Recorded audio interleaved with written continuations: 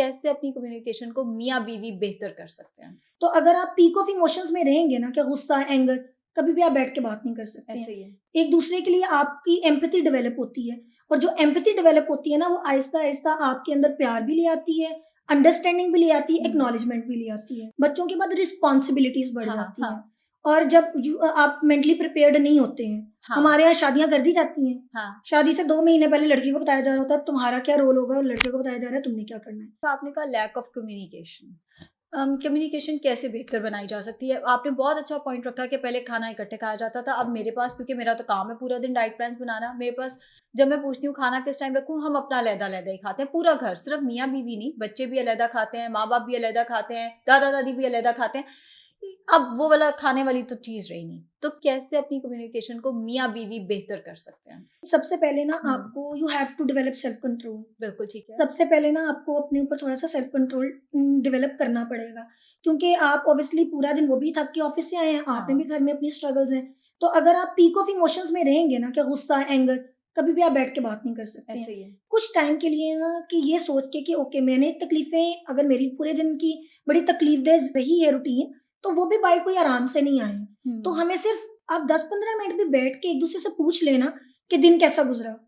या वो पूछ लें कि अच्छा आपका दिन कैसे गुज़रा? हुँ। आप थोड़ा बहुत अपनी जब मुश्किलात, कम्युनिकेशन बेहतर होती है, आप बातचीत करते हैं, एक-दूसरे को अपनी मुश्किलात का बताते हैं, तो फिर आपको समझ आती है कि सिर्फ़ आप ही नहीं है जो लड़ रहे हैं या स्ट्रगल हुँ, कर रहे हैं, हुँ। अगला भी कर रहा है। तो जब आप एक-दूसरे से शेयरिंग करते हैं, एम्पैथी, एक-दूसरे के लिए आपकी एम्पैथी डेवलप होती है, और जो एम्पैथी डेवलप होती है ना, वो आहिस्ता-आहिस्ता आपके अंदर प्यार भी ले आती है, अंडरस्टैंडिंग भी ले आती है, हुँ। एक्नॉलेजमेंट भी ले आती है। कहते हैं बच्चों के बाद प्यार कम हो जाता है।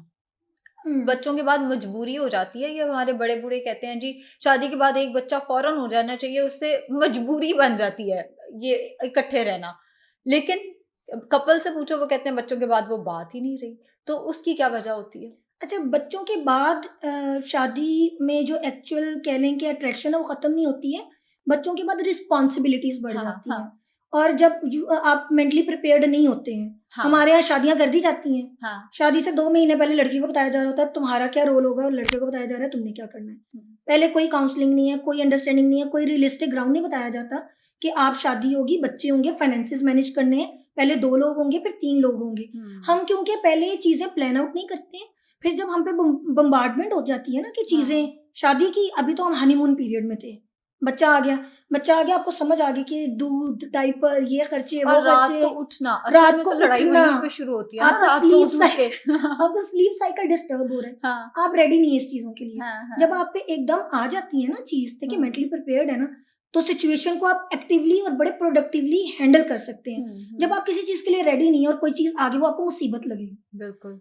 और आप उस मुसीबत का औलाद है, उसको मुसीबत नहीं कह सकते हैं। हुँ, औलाद को आप पालने के सारे सिनेरियो में ना, आपकी जो एक्चुअल में कंपैटिबिलिटी है या फिर आपकी जो मैरिड लाइफ़ है, वो कॉम्प्रोमाइज़ हो जाती है। बिल्कुल आपको ठीक है। पहले पता हो कि अच्छा हमने कब बच्चा प्लान आउट करना है, हुँ। कब हम इसकी रिस्पॉन्सिबिलिटीज़ ले सकते हैं। अब आ रही है अवेयरनेस कि हाँ, अब हाँ। लोग प्लान आउट करते हैं कि मैं व्हेन वी प्लान आउट कर रही हूँ। कि हुँ, वो चीज़ें इम्पोर्टेंट हैं, हुँ, क्योंकि देखें you should give some time to yourself first. एक नए एनवायरनमेंट में जा रहे हो, एक नए हुँ, इंसान के साथ शेयर करना कमरा, एवरी सिंगल थिंग, आपको एडजस्ट होने के लिए टाइम चाहिए। हुँ, हुँ, जब हुँ, आपको लगे कि मैं अब एडजस्ट हो चुकी हूँ, I have enjoyed my life hmm, somehow, I am ready for the next hmm. Phase commitment, हाँ। नेक्स्ट फेज़, या बच्चे की हुँ, रिस्पॉन्सिबिलिटी के लिए मैं रेडी हूँ।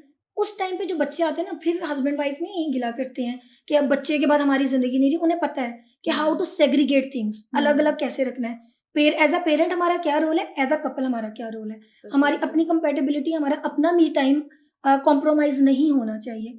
जब आप प्लान आउट नहीं करते ना चीज़ें, फ़ौरन-फ़ौरन बस दुनिया की दौड़ में लगे हुए हैं, किसी ने शादी कर लो, बच्चा हुँ। कर लो, पहले साल में बच्चा कर लो। एंड में आके आपको इसी किस्म के इश्यूज़ फेस करने पड़ते हैं।